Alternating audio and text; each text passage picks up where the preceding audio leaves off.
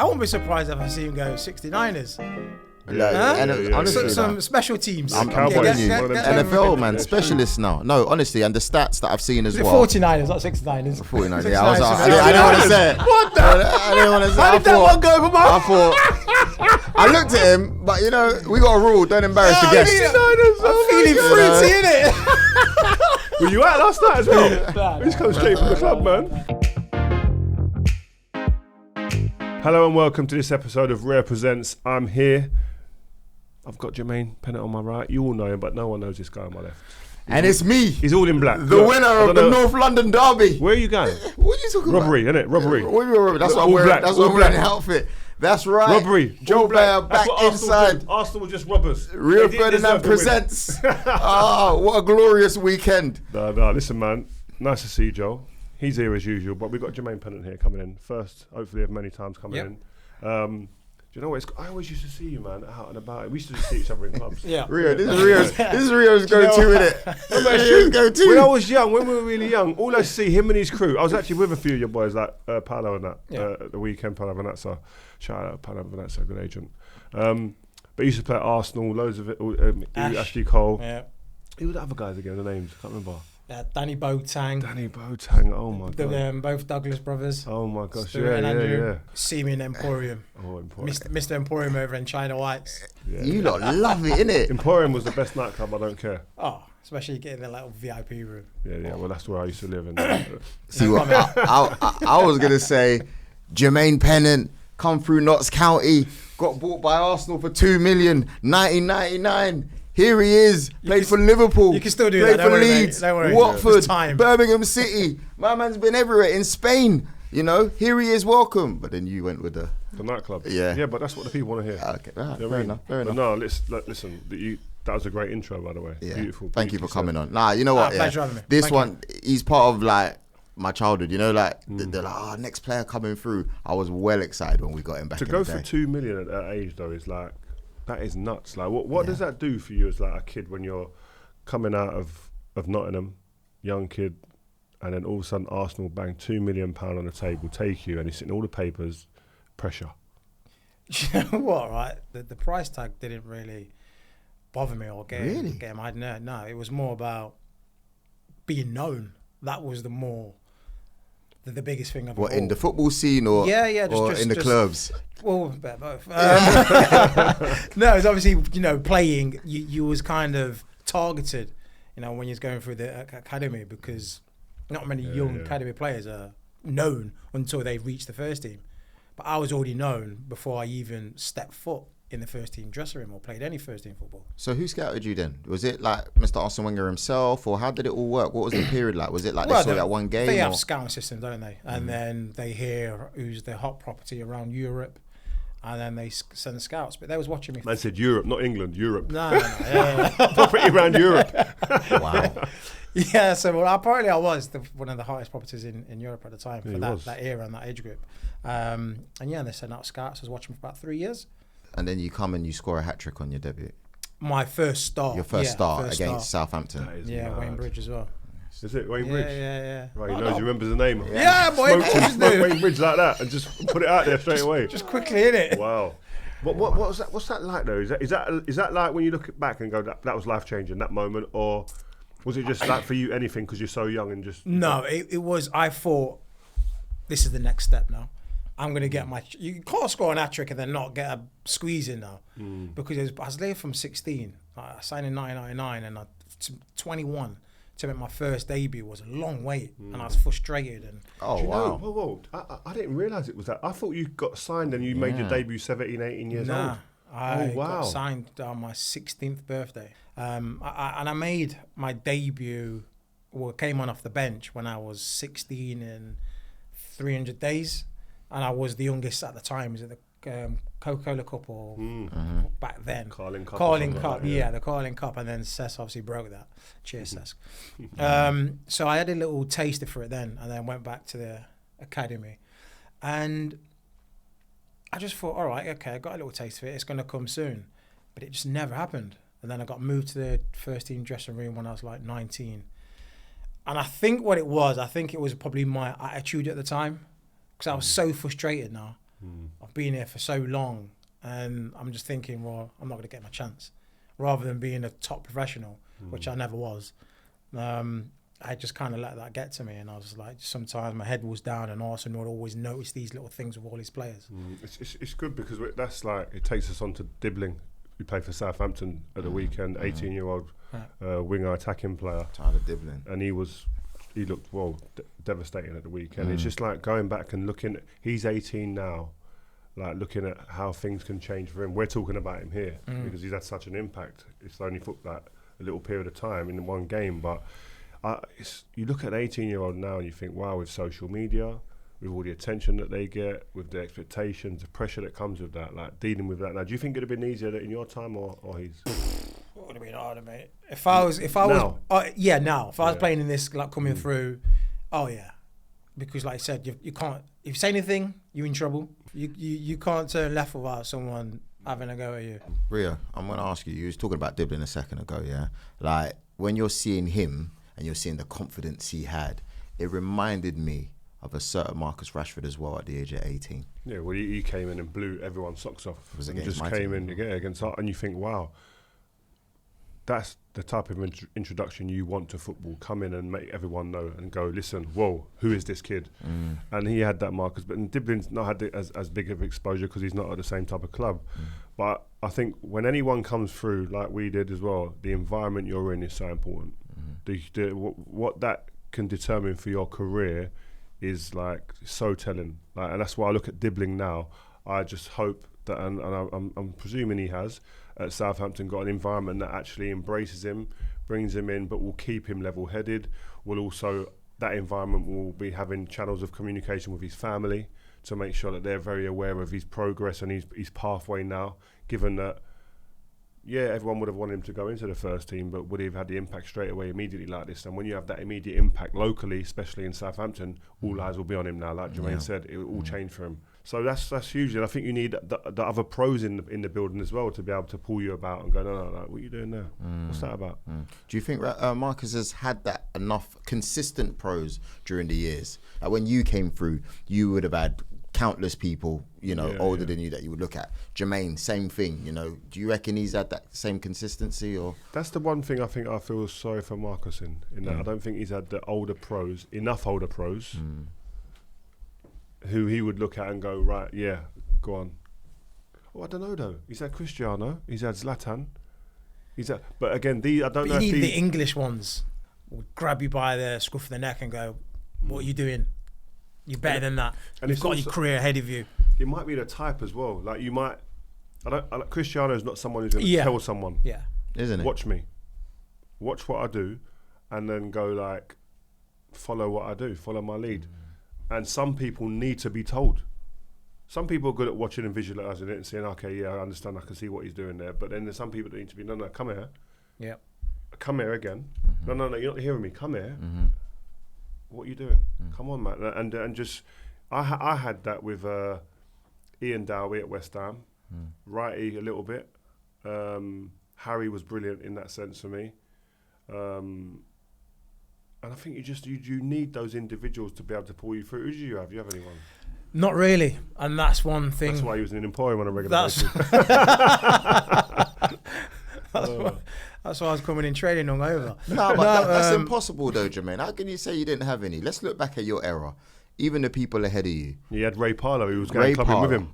Oh, okay. Ray Parlour was out more than me. Yeah. He was on the treatment bed every morning. But you still had Freddie Youngberg. Yeah, but he's not that a guy. leader. He's not that guy. He's not that guy who's going to talk to me. But then you've got Robert Pires. He's even quiet. Like these are legends, are great players, but they're not people who are going to pull you aside and have a word with you if you're stepping out of line.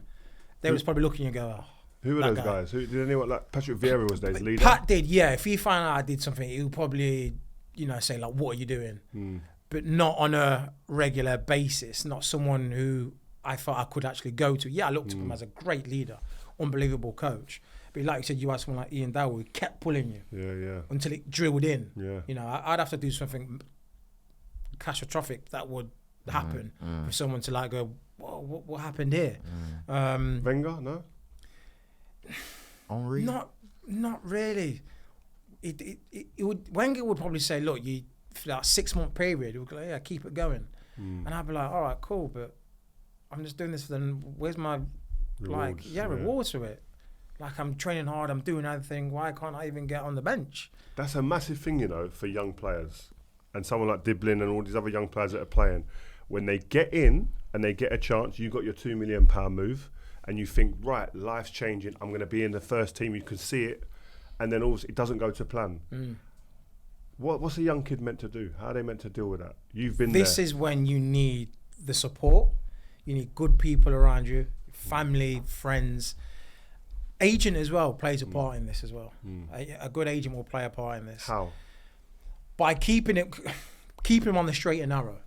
Like, I think the closest father figure was Sky, who I had. Yeah. He did his best, but even that wasn't enough with me. I needed more. I need someone to put the arm around me and really like father me down and tell me, yeah, no, you keep this, just don't worry. I needed that because I never had it as growing up. I was, I came from a rough area.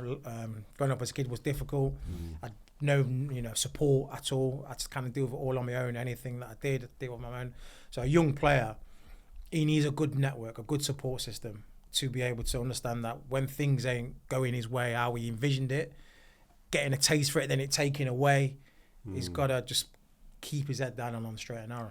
Building that in, I think, though. I think that's where you're talking about agents and people in the football fraternity being able to be close to him and go, listen, don't expect this to be all rosy. There's going to be time when injuries, lack of confidence, form, etc. goes out the window. What are you going to do? Like, even for someone like you, when you was lacking in any confidence, what did you do then to get yourself back on the track? When I was lacking confidence and I wasn't playing, I couldn't get myself on track. I would go to the next best thing that gave me some form of joy or fulfillment. Which was what? Which was going out. I played the worst game of my whole career at about 18 years old against Luton, right, away, right? And I remember coming off thinking, wow, I am rubbish. Like, really, seriously, like sitting in the change room, just my boxers short or my pants on, and just thinking, I can't kick the ball straight. Nothing. I couldn't kick the ball 5 yards to my teammate, to the fullback. I couldn't pass it into midfield. Anything long was going out of play, getting beat in my 1v1 duels and that. I was thinking, I actually thought it could be over. Really? That I'm going to be non-league or Sunday league. I don't know what's going to happen. For this little period, little moment, it's probably about a 2-week moment. And after that game against Luton, Harry Redknapp called me and said, Rio, son, you're going to Bournemouth on loan. They want you. The manager loves you. He wants you. I've told him you're great and blah, blah, blah. I was thinking, how the hell? He said he was there at Luton. He see you at Luton. I thought, Luton? I was horrendous. Like, I was horrific at Luton. What's going on in my head? And he went, you're going to go there this week and you're going to play Saturday. And I was like, but I was a little bit thinking, wow, is this, I could get found out. Did you think he was trying to get the nudge on the loan? I thought it was basically going on loan to go there and that's your level now type thing. And he went, listen, Rio, go, you got to go. I said, he went, you're going to come back and play in the first team. You'll go there, you get ready, get some games, see different pictures when you're there, get beat up a little bit, come back, you'll be right and you'll be in the first team here. I said, yeah, I'm going. And that was it. I think, confidence. To get confidence, you have, all it comes down to is you can have a good training session. And I was brilliant after that. But it's about just having a good game. Yeah.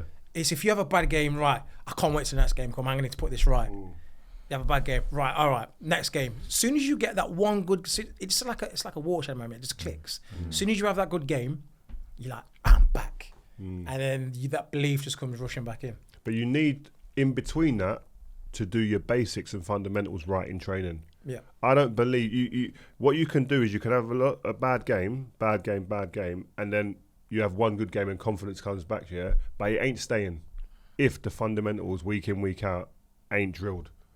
You'll have a good game and a few bad games, a couple of good games again, and then bad games. That's what I think. To maintain that consistency through the week, every month, every year, consistent fundamentals of your game have to be drilled on a regular basis. Like, it's true, because my forte and my speciality was my set pieces, crossing the ball on the run, getting to the byline and whipping the ball in. Like, my teammates used to call me the Black Becks. With speed. Yeah. How come you work 60 mil then? What's going on?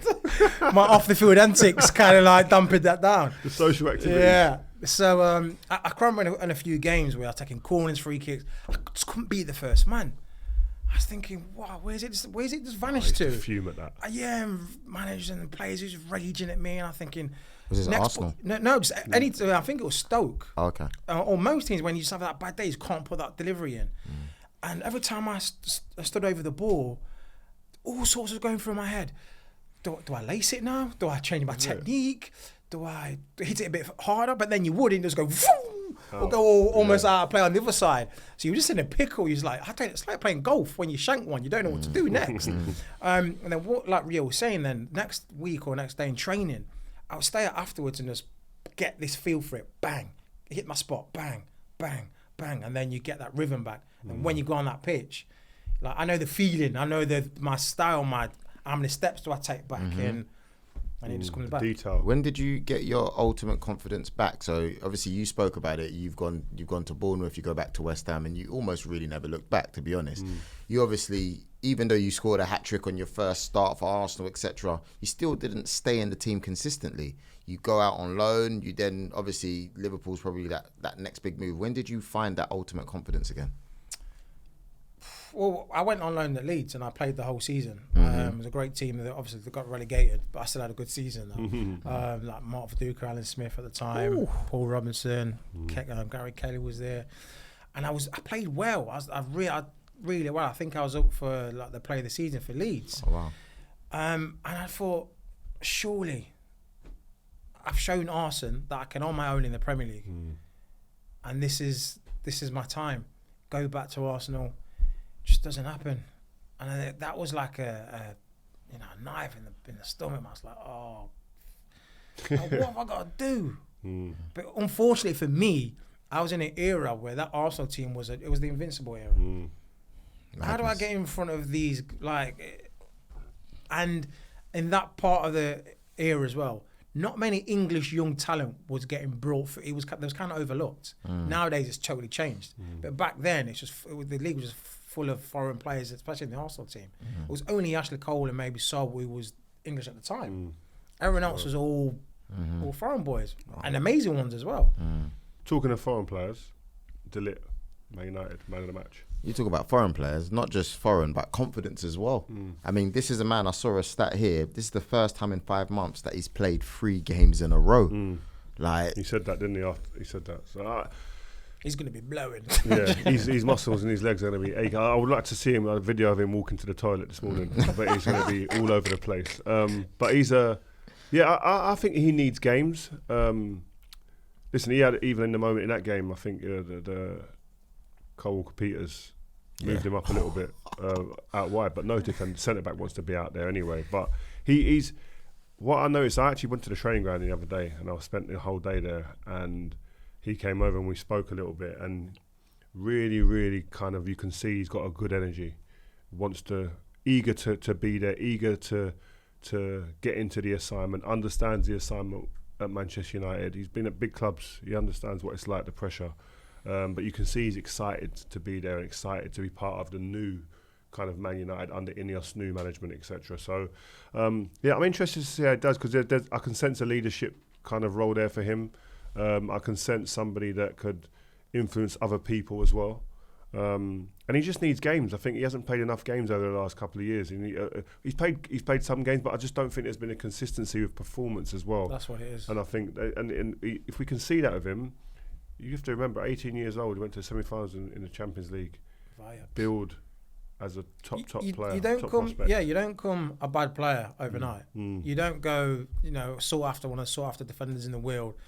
Ajax, Juventus, Bayern Munich. You don't go to these teams if you're not a good defender, and that big of a price tag.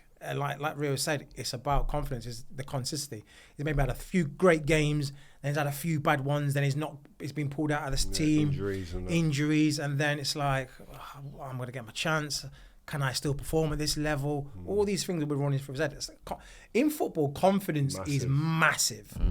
People underestimate how confident. Like strikers when they don't go on a scoring drought and they score one goal and bang, they don't stop. Bro, I swear down, confidence, yeah.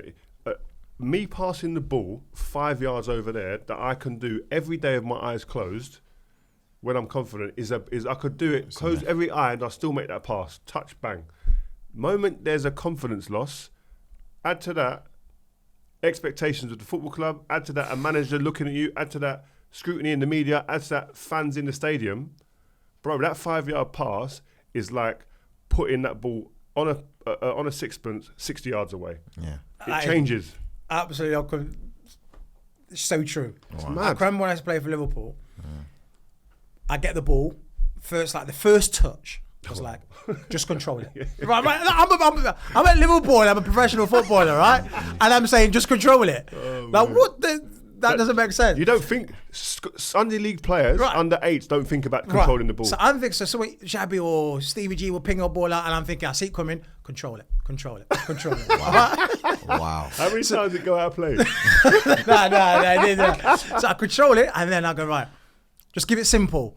That was my confidence builder. So if I did that right, I just jog off, going, I'm going to have a good game now. That's crazy. But by the time I control it, it'll go bing, and so I get tackled, and I'm thinking, that's crazy. I guess that's the difference between, Cristiano Ronaldo, who, by the way, we've just had on the channel this week. It's been Cristiano week, just in case you guys didn't know.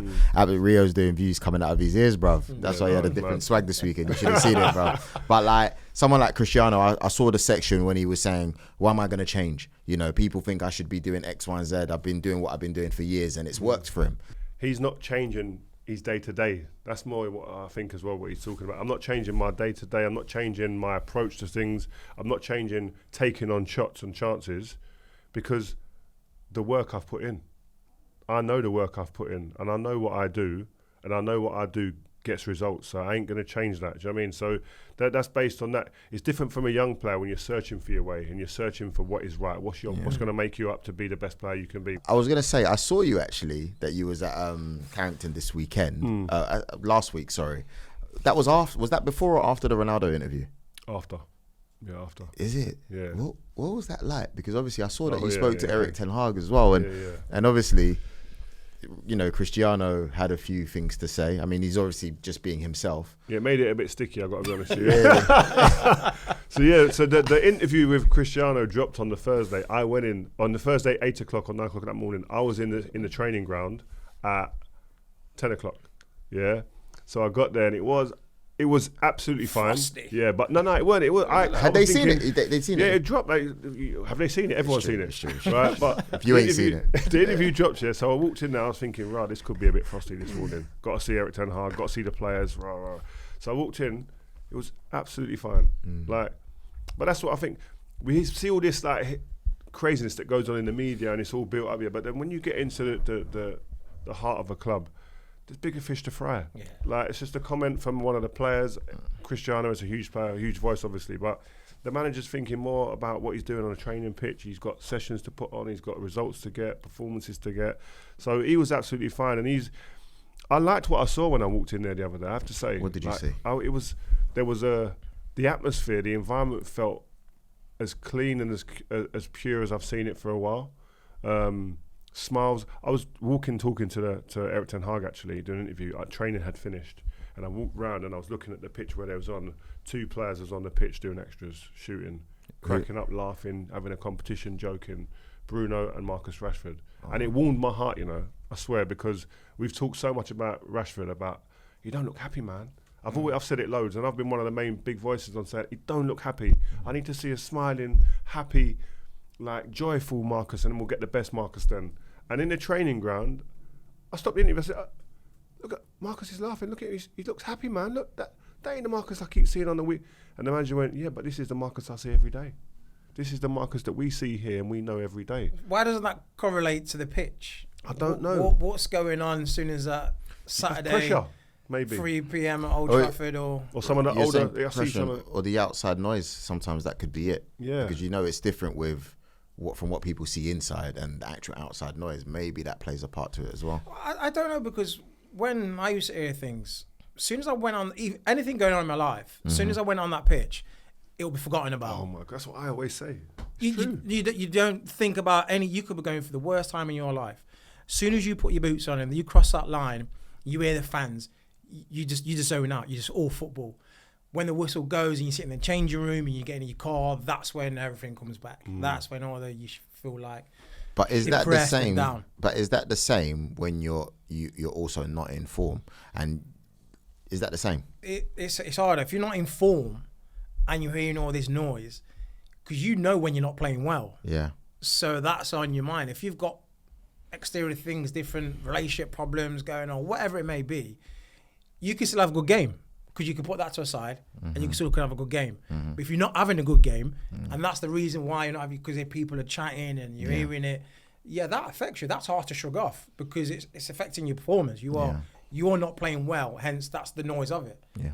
But it goes back to the point we said at the beginning about the young player at Southampton is having the right environment, the right people at the football club. That's where I think the manager has huge responsibility in getting the best out of these players. When they're losing confidence or lacking confidence, he has to be one of the main. If not him, then it's down. Look at your staff. Darren Fletcher, I think he's a big voice in that change room. Ex-player, played the game.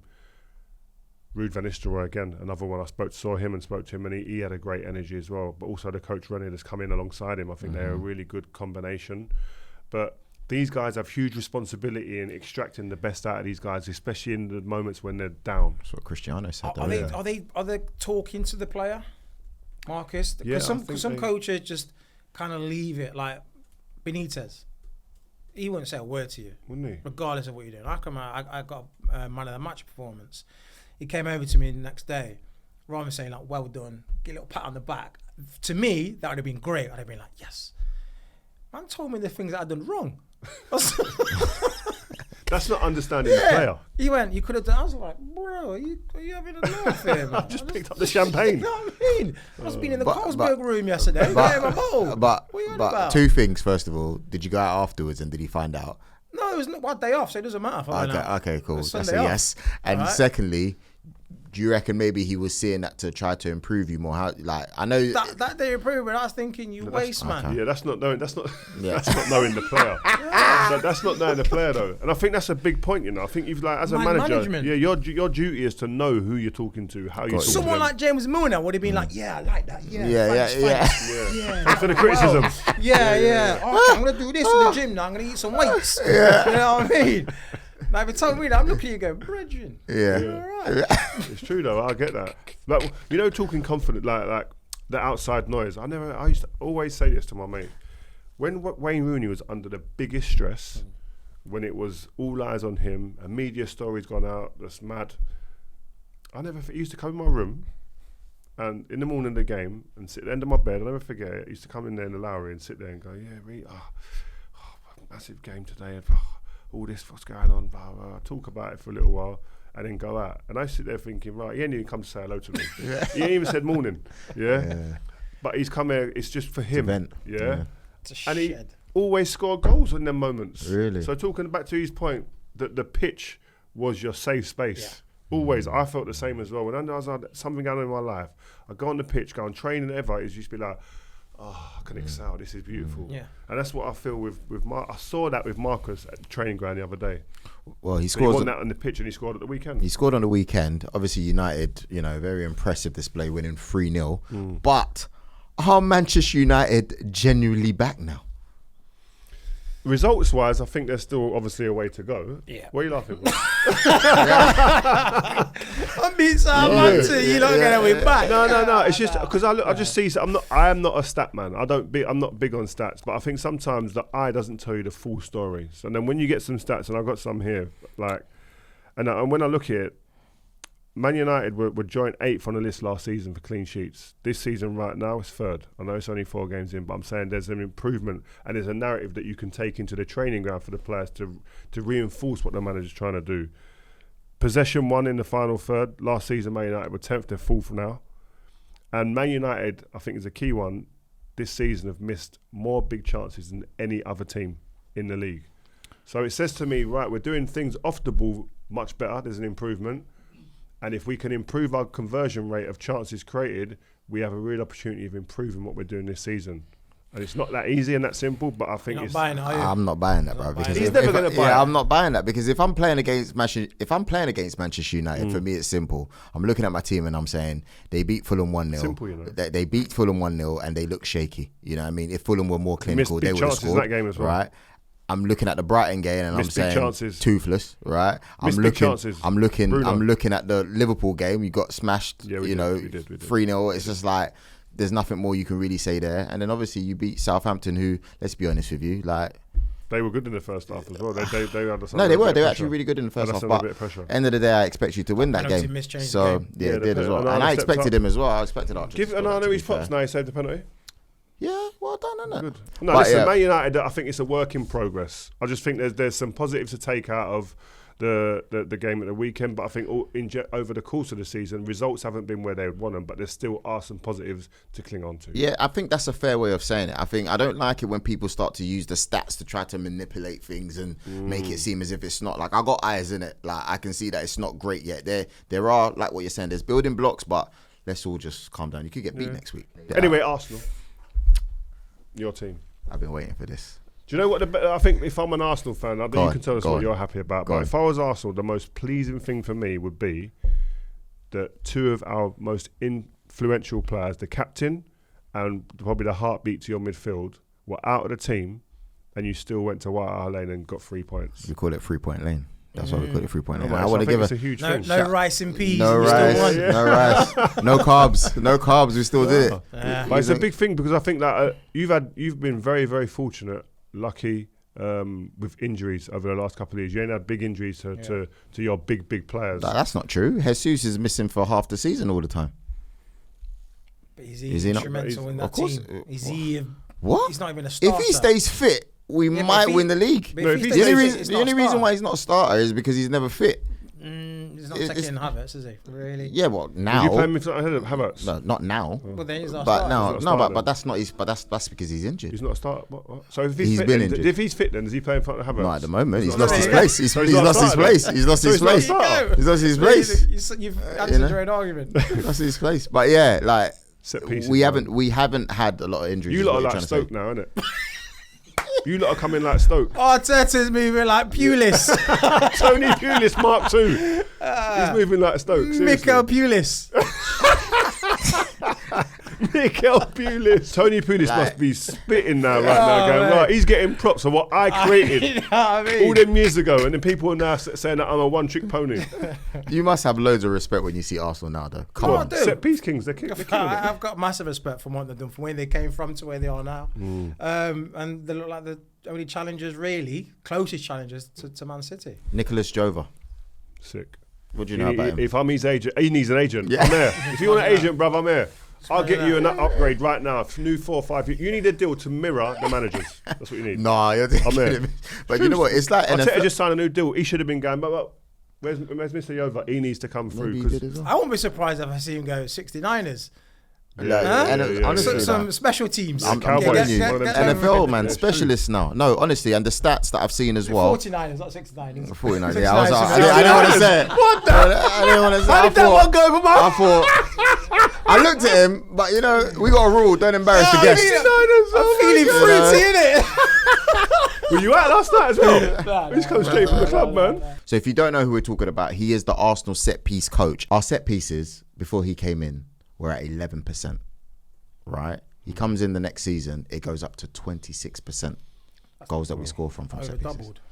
It's crazy. If someone says That's to like you, a third of your goals I was almost. gonna say, if someone says to you, you're going to get an extra 15%, surely you guys have played at the highest level.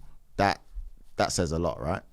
Well, it's huge. You played for Tony Pulis, you said, didn't it? Yeah. And Benitez, they were big on set pieces. Sir Alex Ferguson at Man United, bruv, we didn't do set pieces until we played against Tony Pulis' team Stoke. Way. When they had Rory Delap with a long throw. We never trained on it. Wait. You're telling me big Manchester United at the time winning league titles, bro, set pieces? We never done attacking set plays. The only defensive set play we done was about throw-ons from Stoke when they used to throw the ball into the box. That's it.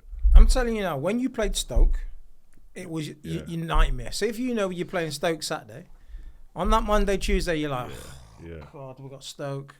Warming up the neck. We've got Stoke this week.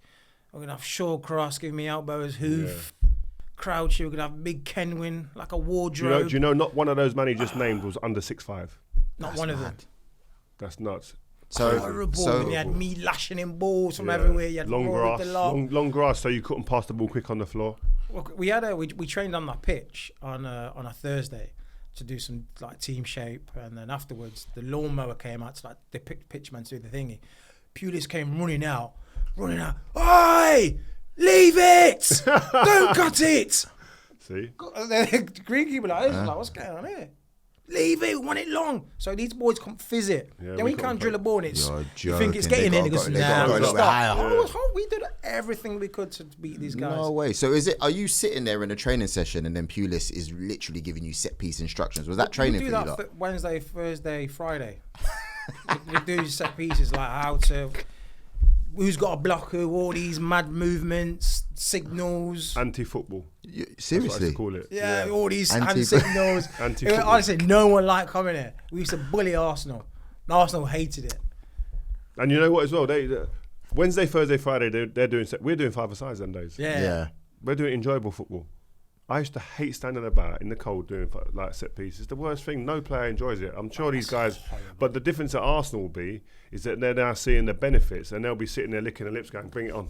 Yeah. Give us another set piece drill. Come with something new. And that guy's going to be walking about now like he is the Don. He's the man. I mean, he got brought up in, it's not every day that your set piece coach gets brought up in a post-match interview as well. If he's not a manager within 3 years, I'll be surprised. He's going to be a manager somewhere. Honestly. And, for me, after seeing that performance yesterday, I can confirm that we will be winning the league at the end of the season. Why do you always go overboard like that? When City are flying still and they're 2 points ahead of you lot? I'm not afraid, Rio. I'm not afraid. I always say I'm not afraid. We sat here with Carl Walker. We sat with Carl Walker from Man City last season, and I told him we will go to the Etihad and get a result, and nothing's changed. Yeah, but you We're went gonna to go the there Etihad. again. Did you get a result? We did get a result. Did you win the league? Did you win the league? But we got a draw. No, but the bigger picture for him, he was sitting there going, you can get a draw, you can get a win, but we're going to win the league. It doesn't take back from what I said, and I'm saying it again. We're going to go there on Sunday. It's not about Man City. You've got to worry about getting results at Man City. It's the other teams. Tell him. You say that. I know. Because if you look at our last 10 fixtures last season, got everyone was trying to make us scared. Liverpool. You've got to worry about Aston Villa. We don't worry about Liverpool. We beat them enough times in the last 2 years. We're all right. Last 2 years. Well, look at the confidence you've got. You've not won a trophy, bruv. You're mad, No, but it's the truth, though. No, you've been taking digs at Arsenal, all podcast, and now it's my time. No, but he's saying it's a bigger picture than just one team you're talking about. Yeah, but I'm not really worried about all those other teams. You should be. Villa was the one that took the league off you last year, basically. It's a sticky league. You can't just. I don't think Arsenal are in a place where they can not worry about any. Apart from Man City, who I think just go out and blitz everyone. Arsenal can't at the moment. They can't go about thinking we're in a comfortable position. We can just go to rock up anywhere, and because they're not at that level yet. Comfortable, Jermaine, I don't think Arsenal do.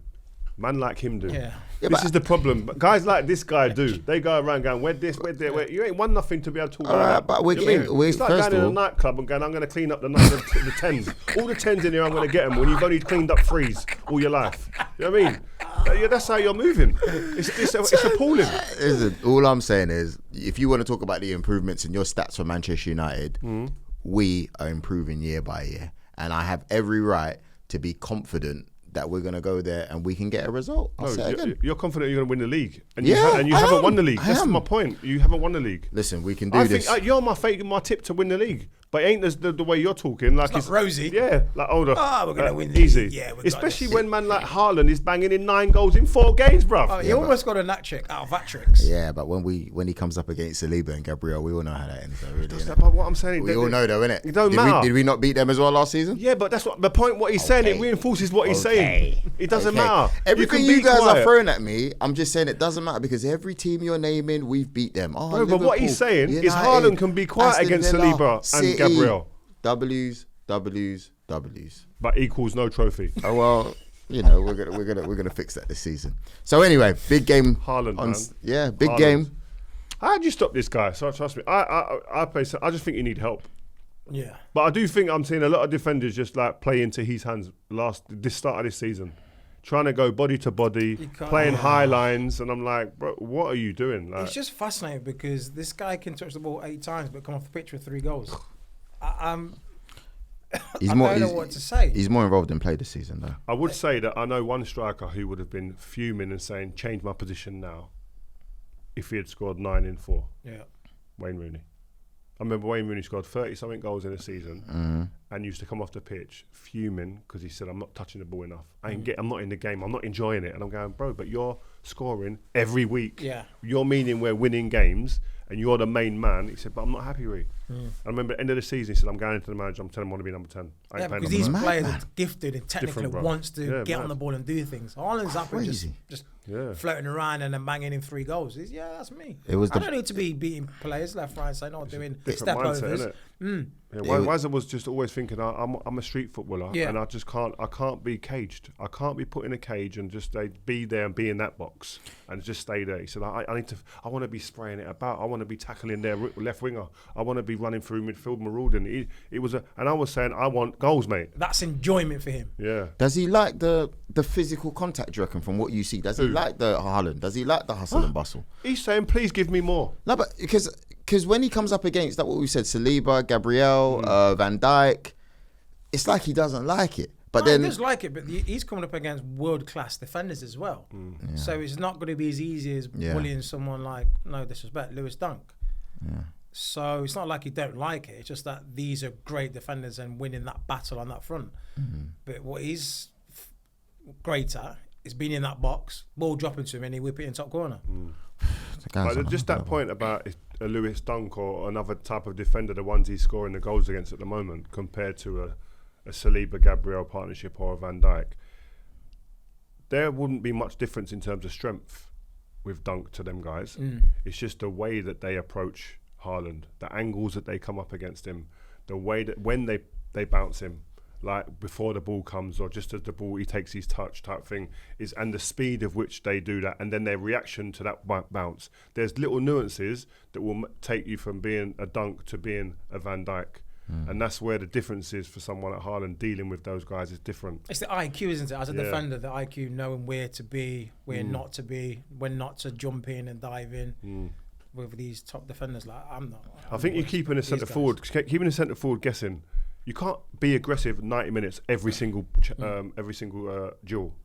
Because the defender, the forward, then expects it every single time. I used to always think that I'm going to be aggressive at times, but sometimes he'll be feeling I'm not there. And then when they're doing that, that's taking his concentration off his actual touch. Then you nicked it. Or where it should be. And then I come out of nowhere, bang. But it didn't work all the time for me. But it used to be a personal battle in, I don't want him knowing exactly what I'm going to do every single time. Probably with you when you're on the wing. Yeah. You're not, if he's going to play one touch every time, and he's expecting that the defender can act accordingly to that. But if he mixes it up and plays 1 and 2 touch and then all of a sudden dribbles and the defender's thinking, do I get tight? Do I drop off? It's like, you've got to keep him guessing.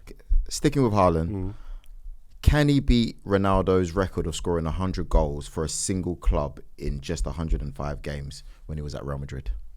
Yeah, he can. I think he's got 1 game to do it, and he equals it in his second. Is it this week in the Champions League or something? Yeah, I think he can beat it in the Champions League this week and then equal it at the weekend.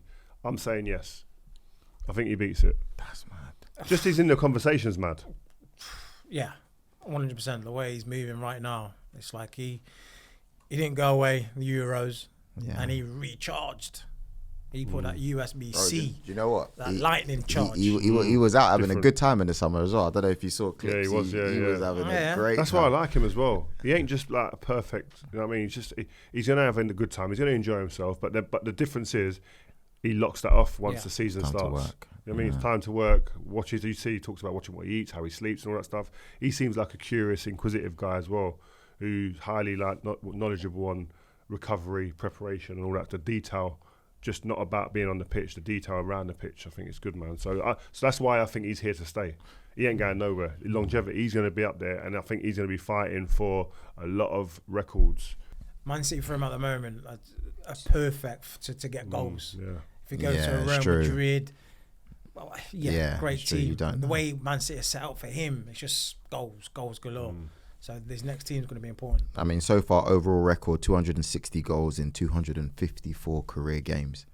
That's just nuts. To score more than your goals in your appearances is mad at Sunday League level. And do you know the worst thing? It's true. Do you know the worst thing?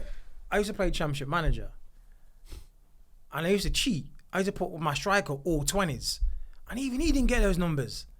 That's on a computer game. How's he doing it in real life? No, it's just too much. I actually really like him. I think, and you want him to do well. You want him to have a chance. You want him to fight for them records. Yeah. It's a good narrative.